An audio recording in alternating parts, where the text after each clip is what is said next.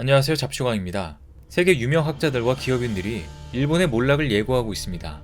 심지어 일본 내 저명한 경제학자도 일본의 몰락을 예고하며 일본인들의 국민성에 심각한 문제가 있다고 책까지 썼는데요. 그런데 이 책이 일본 내에서 베스트셀러에 오르면서 큰 파장을 일으키고 있습니다. 베스트셀러에 올랐다는 건 그만큼 많은 사람들이 느끼고 있고 공감하고 있다는 의미이기 때문입니다. 이처럼 일본인들이 스스로 밝힌 일본 사회와 경제의 치부가 무엇인지 자세히 알아보겠습니다. 아시다시피 현재 일본 경제는 나쁜 엔저로 몸살을 앓고 있습니다.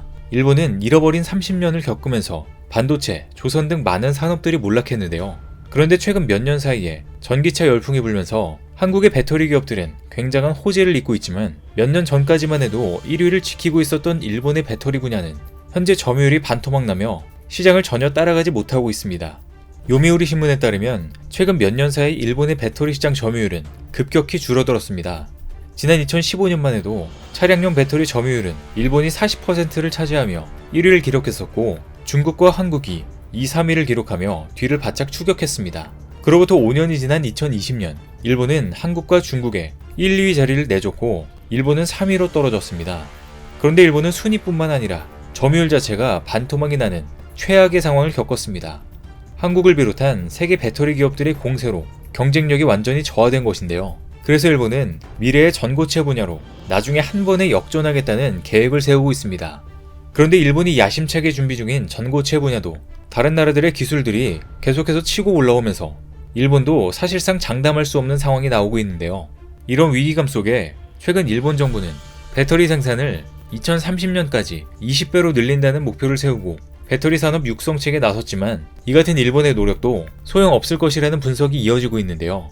현재 세계 배터리 시장에서 전체 점유율로 따지자면 중국 CATL이 점유율 1위긴 하지만 매출 80%가 중국 시장에 한정돼 있습니다. 그래서 글로벌적으로 점유율이 높은 한국의 배터리 기업이 중국보다 훨씬 더 유리한 상황에 있는 것인데요. 실제로 최근엔 중국 CATL의 세계 시장 점유율이 1년 만에 13%포인트 늘었는데도 독주 체제가 흔들리고 있다는 분석도 나왔습니다. 니혼게이자이 신문은 CATL의 1강 체제가 흔들리기 시작했다고 분석하며 LG 에너지 솔루션 등 한국 기업들의 맹추격이 시작돼 시장의 판도가 바뀔 수 있다고 전했습니다. 외신들이 이 같은 분석을 한 건 한국의 경우 글로벌 완성차 업체와 손을 잡고 해외 생산 체제를 갖추고 있지만 중국은 내수 시장에 의존해 치명적인 한계가 있기 때문입니다. 이 때문에 CATL에 대한 시장의 시선도 차가운데 올해 들어 선전 주식시장에서 CATL의 주가는 30% 가까이 하락했습니다. 즉 전체적인 수치상으로는 CATL의 독주 체제가 이어지고 있는 것처럼 보이지만 세계 배터리 시장의 전체적인 상황을 파악해보면 한국 기업들의 파워가 훨씬 더 크고 미래가 밝다는 것입니다. 그리고 배터리 시장 점유율이 반토막이 난 일본은 지금은 뒤처져 있지만 전고체로 한 번에 시장 판도를 뒤집으려는 전략을 짜고 있는데요. NHK에 따르면 일본 경제산업성은 탄소 중립 개발을 위해 조성한 2조엔 가운데 1,510억엔, 하나로 1조 4,500억 원을 차세대 배터리 기술 확보에 투입한다는 방침입니다. 이 때문에 현재 혼다는 탄소 배출을 억제하면서 전고체 배터리를 생산하는 기술 개발에 나서고 있고 닛산도 고성능 전고체 배터리 개발을 추진하고 있습니다. 이와 함께 파나소닉 에너지, 마스다, ABP 등도 기존보다 에너지 밀도를 2배 이상 높인 차세대 배터리를 개발하고 있는 상황입니다. 차세대 고전압 배터리로 주목받고 있는 전고체 배터리는 기존의 리튬이온 배터리보다 작은 크기임에도 에너지 밀도를 높일 수 있어 순수 전기차 시대에 필수적인 요소로 꼽히고 있습니다. 하지만 현재 혼다, 닛산 등이 개발 중인 기술은 사실상 일본의 기술이 독보적이라고 볼 수 없습니다. 사실 기술적으로 한국도 일본과 얼마 차이가 나지 않기 때문입니다. LG 에너지 솔루션, 삼성 SDI, SK온 등 국내 배터리 3사도 꿈의 배터리로 불리는 전고체 배터리 기술 개발에 속도를 내고 있는데요. 삼성 SDI는 전고체 전지용 파일럿 라인을 착공해 고체 전해질 공정 설비 등 관련 인프라를 꾸렸으며 심지어 LG 에너지 솔루션은 2가지 종류의 전고체 전지를 동시 개발 중입니다. 또 SK온은 미국 고체 배터리 개발 선두 기업 솔리드 파워와 합동 연구 개발에 나선 상태입니다. 뿐만 아니라 전고체 배터리를 양산하는 예상 시점도 일본과 비슷합니다.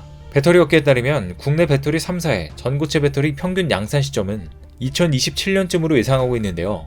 현재 전 세계에서 가장 먼저 전고체 배터리를 선보이겠다고 야심차게 선언했던 미국 업체도 여러 포기한 것을 보면 이 분야는 아무나 뛰어들 수 없는 분야인 것 같은데요. 전고체 배터리는 전기차의 핵심 부품인 배터리의 에너지 밀도, 즉 용량을 증가시키는 게 관건인 만큼 일본이 생각한 만큼 그렇게 확실하다고 볼 수 있는 분야가 아닙니다. 주요 외신에 따르면 미 전기차 업체 피스컨은 전고체 배터리 개발을 포기한다고 선언하면서 90%를 완성시켰지만 10%를 완성시키기까지 90%에 이르는 개발 과정보다 더 어렵다고 밝혔습니다. 실제로 전고체 배터리 분야는 고체 전해질의 낮은 이온 전도도를 높이기 어렵다는 기술적 난제를 해결해야 합니다.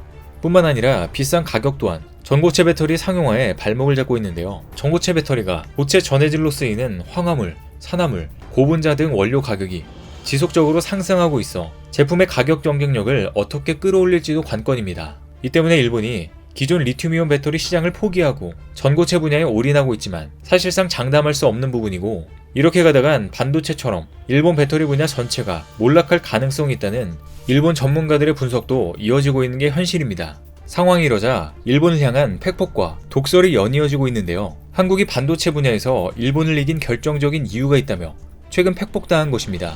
최근 대만 반도체 산업의 대부라고 불리는 TSMC 창업자 장중모우 전 회장은 한국과 일본 반도체에 희비를 가른 가장 큰 요인으로 일본 기업들이 시대 변화를 무시하는 등 글로벌 흐름에 따라가지 않고 고집을 내세우다 갈라파고스화 돼버렸다고 주장했습니다.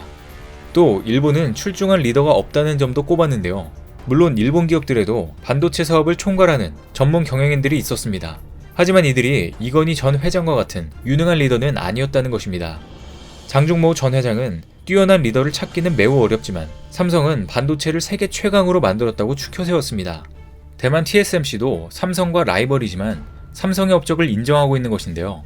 뿐만 아니라 그는 반도체 후발주자였던 한국이 일본을 제치고 선도가 된 건 우수한 인재를 양성하고 불러 모으는데 각별했기 때문으로 분석했습니다. 즉 일본은 아무리 좋은 기술이 있더라도 변화를 두려워해 그 기술을 계속해서 발전해 나가는 능력이 없었고, 그걸 다루는 사람 또한 중요하다는 사실을 간과하고 있었던 것입니다.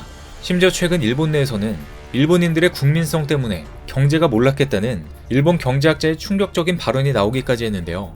니케이에 따르면 최근 일본 경제평론가 가야 게이이치가 쓴 국민의 못된 심보가 일본 경제 침체의 원흉이라는 책이 베스트셀러에 오르며 주목을 받고 있습니다.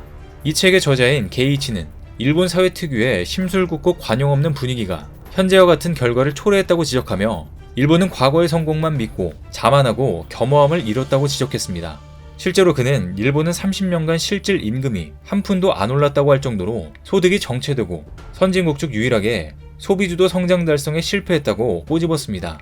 일본 경제가 이렇게 된 가장 큰 이유에 대해서는 타인에 대한 중상, 비방과 공격으로 대표되는 일본 특유의 사회 풍조를 꼽았습니다. 또한 게이이치는 경제 침체의 근본 원인은 극도로 부정적인 사고의 국민성에 있다. 일본인의 배려, 이념 중시 이미지와는 달리 실제로는 시기하고 의심하는 마음이 강하다. 남의 발목을 잡으려는 숨은 국민 본성이 잃어버린 30년에서 확연히 드러났다고 밝혔습니다. 그러면서 지금도 일본 국민 중에서 일본이 기술 대국이라고 믿는 사람이 적지 않다며, 하지만 현실은 반도체 등 제조업이 쇠퇴했고 정보화의 진전이 주요국 중 가장 늦은 IT 후진국이 됐다고 비판했습니다. 이렇듯 줄곧 일본 사회에 대해 비판적인 시각을 드러내고 있는 책이 베스트셀러가 됐다는 건 일본 국민들도 이를 인정하며 비슷한 생각을 하고 있는 것으로 보이는데요. 이렇게 일본에게 팩폭과 독설이 쏟아지고 있는 와중에 현재 일본 경제는 스리랑카와 동급이 되는 지경에 이르렀습니다. 엔화 가치가 최저치로 떨어지면서 일본 빅맥 지수 등 달러화로 환산한 생활 물가가 개발도상국과 비슷한 수준이 된 것입니다.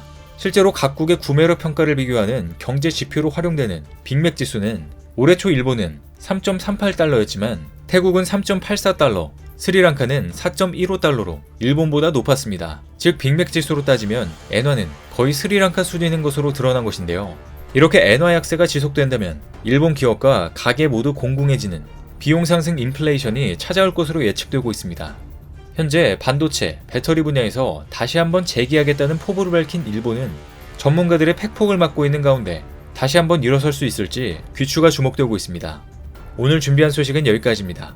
댓글을 통한 여러분들의 많은 의견 기다리겠습니다. 많은 분들의 생각이 모였을 때 진정 가치 있는 지식이 완성될 것입니다. 시청해주셔서 감사합니다.